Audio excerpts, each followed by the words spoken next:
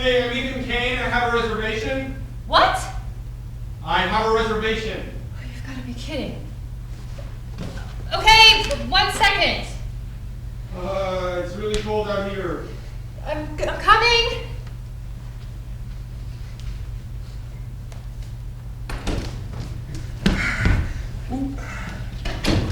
Hi. Sorry, but Anne's not here. She didn't think you were coming. Check-in was between noon and 6. Yeah, I got a late start. And in case you didn't notice, it's a fucking blizzard out there.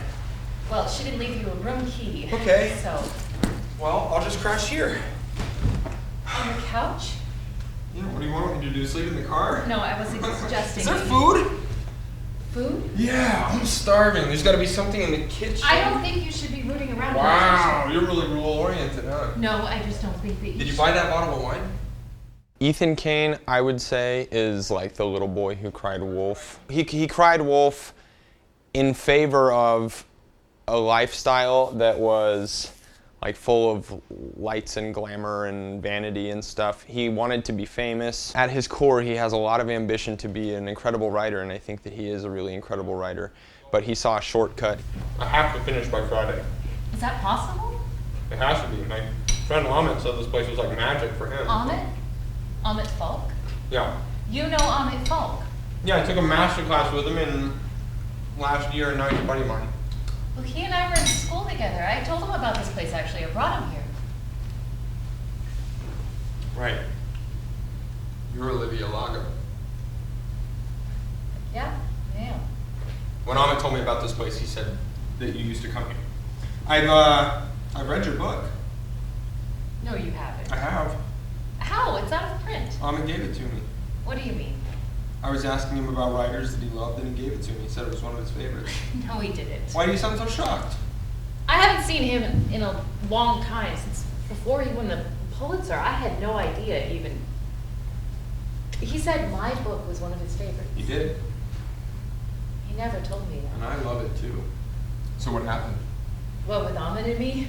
No, with your writing. Oh, well, not much, obviously. Oof, that freaks me out. Why? Because something more should have happened. Yeah, well, that's just the story sometimes. So, the first book came out. Why are you so interested? Why don't you want to talk about it? It's not that I don't want to talk about it. It just feels, I don't know, personal. My character is a person who had really big dreams when she was younger and then got kind of paralyzed by self-doubt and fear and basically gave up on them. And in a way kind of pretends like those dreams don't exist anymore. You stopped trying. I don't know what to tell you. I got discouraged. So we all get discouraged. Do you get paid to write? Yeah. So you're also getting some encouragement. Yeah, but you should see the shit people, especially critics, have said about me. I have a couple books out and they've done pretty well. That's great. Yeah, but it started because I had this blog I wrote. And critics think that a book based on a blog is the lowest form of literature. One step above catalogs and fortune cookies. Did someone actually say that? Yes! People said totally horrifying things about me, to me, all the time. People also say crazy hero worship shit. I don't listen to any of it. Those chumps are just jealous. I was on the bestseller list. The bestseller list? Yeah. Which bestseller list? The New York Times bestseller list. The New York Times bestseller list? Yeah. No. Yeah. Really? A book based on a blog, someone might call crass or misogynistic. And when you play with fire like that, certain people are less apt to believe in you anymore. He's built like a fame for himself, but it's not doing what he originally set out to do. So you hang out in bars with a bunch of girls that you've slept with, and they all know that they've slept with you and have read about each other sleeping with you? And some of them have slept with each other. And wrote about it? Yeah, some of them. That's crazy to me. Isn't there anything you want to keep private? Guess not. I just wouldn't want certain things, most things, especially sexual things about me available to the random stranger. Clearly I don't mind. I do get it, generally, not all the documentation, but having sex with strangers can be good.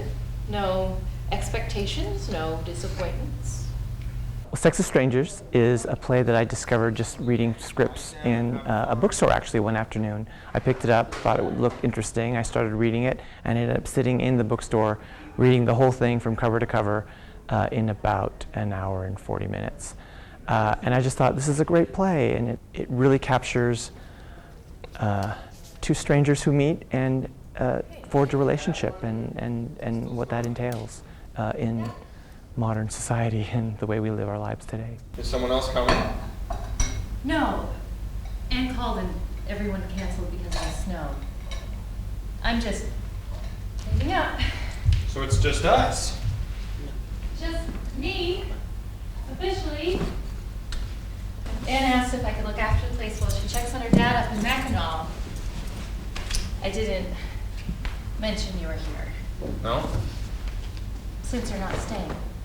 I've known people like that in my real life, and that's one of the things that attracted me to this, to the people that, you know, they have a history and now they're just trying to be really simple and not cause any trouble anymore, or any trouble for themselves because they were kind of traumatized by something. But she still has this powerful dream and ambition inside of her. It's just been locked away. So then what? What, my other relationships? Yeah. I don't know, a couple great guys, a couple not so great guys. What happened to the good ones? The usual. Got a job in a different city. Doesn't want to get too serious, wants to be too serious. And isn't it always just a little, who knows and how does this ever work? It is. Well, I love this play because, you know, it is a drama, but there's a lot of comedic elements to it as well. I mean, we've all been in a relationship, and relationships have their ups and downs, and I think the audience is really going to be able to relate to what these two characters are going through. So where's your new book? In my room. Why? I want to read it now. Well, you can't. Come on. No. We did what we did last night, and you won't let me read your book? Nope. Why not? Too personal. Come on, I'm sure I'll love it. In the play, Olivia, of course, is in her late 30s, and Ethan is in his mid to late 20s. And so there's definitely a generation gap for this new couple.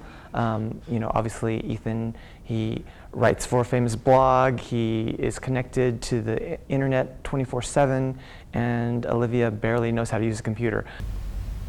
Why would you think do it's that? brilliant. I can't believe you did that. You need to get over yourself, Olivia. People need to read this. I think you should go. What? You need to go. No.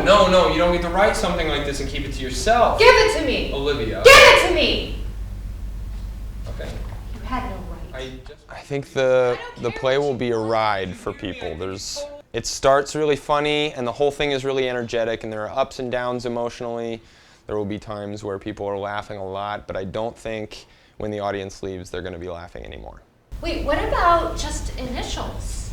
E-M. No. So they don't know if you're a guy or a girl? You think that'll help somehow? Well, being a woman is always such a huge advantage as an artist, and I'd like to see how I do without that leg up. Okay, sure. You're kidding! But cool. I like it. Like J.K. Rowling. I like it. E-S. E-S Thorne. Yes, Thorne. Okay. How about 29? For what?